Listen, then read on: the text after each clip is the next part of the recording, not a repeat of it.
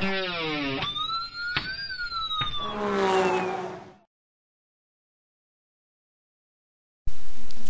to Sepang, home of the Malaysian Grand Prix.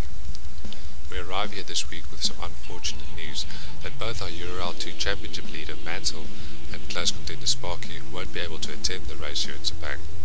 Further bad news was that in GTR1, Berger and McPhisto will also not be attending. Scotty took pole by 0.8 seconds from Fernando with the Nocunox and John Sportelli on row 2. Skinnies had a scrappy lap and lined up 5th next to Edge Crusher. Quake then bashed in a 1:59.7, 2.6 seconds faster than the whole field to take pole. Z-Cars had been fast all week and joined him on the front row. Row 2 was shared between T-Bone and Hurricane, with Ferrari man 5th and Paul 6th. Vlad was 7th in the grid alongside Fernando Matos, who started last after a connection problem. Vlad had a pre-start problem and they couldn't get his car out of the track on time, unfortunately. Everyone got away cleanly and with some expected maneuvering for position, everyone got through with Fernando snatching the lead.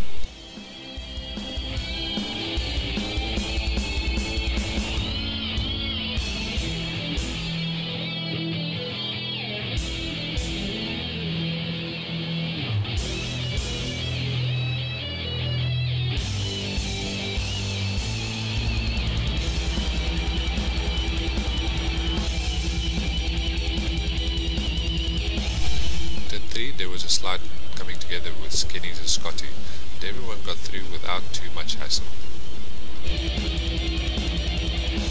Still on lap 1, turn 8 saw the spin of John Sportelli, that would eventually lead to his retirement a lap later.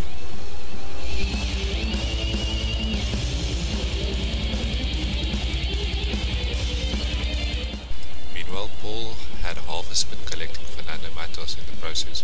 Both drivers were able to continue. On lap 3, both Fernando and Quake had opened up a nice little gap in both classes, with a battle for second in GTR2 hearting up between Hurricane, T-Bone and Z-Cars. And on lap 4, that's exactly what happened. Hurricane makes a slight mistake, runs wide and loses second to T-Bone, and then third to Z as well. He then manages to get a good turn off Z and passes him through the last corner. Z wasn't going to let the Belgian have it all his own way, and tried to double back but loses out down the straight.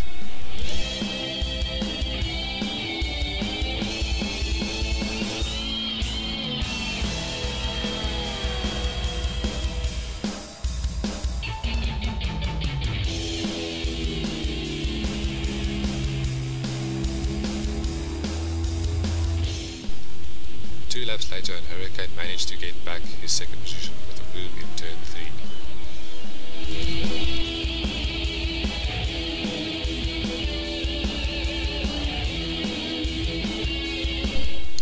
Z-Cars finally got past T-Bone and Hurricane as they came together and started to build a small gap. It was a disastrous lap for Hurricane, who also lost the place to T-Bone. While this was happening, Ferrari man passed Fernando Matos after the Brazilian went wide at turn 4. This was the beginning of the end for the Vitaco driver, as he would retire on the next lap.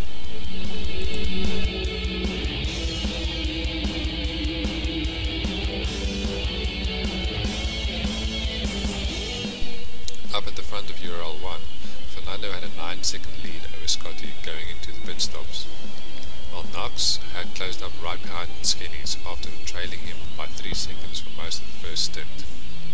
Skinnies would dive into the pits at the end of that lap and would manage to keep his position over the JPS driver after the pit stops.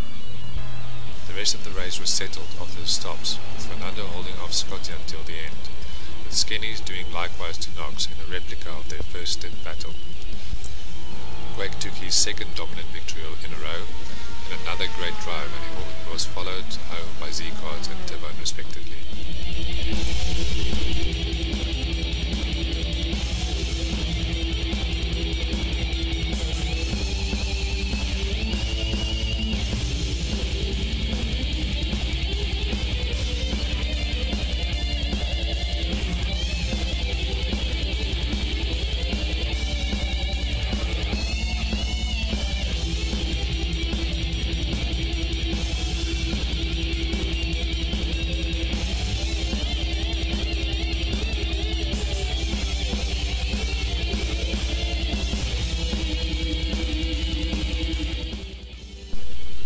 watching, and we'll catch you all next time at La Castellet next week.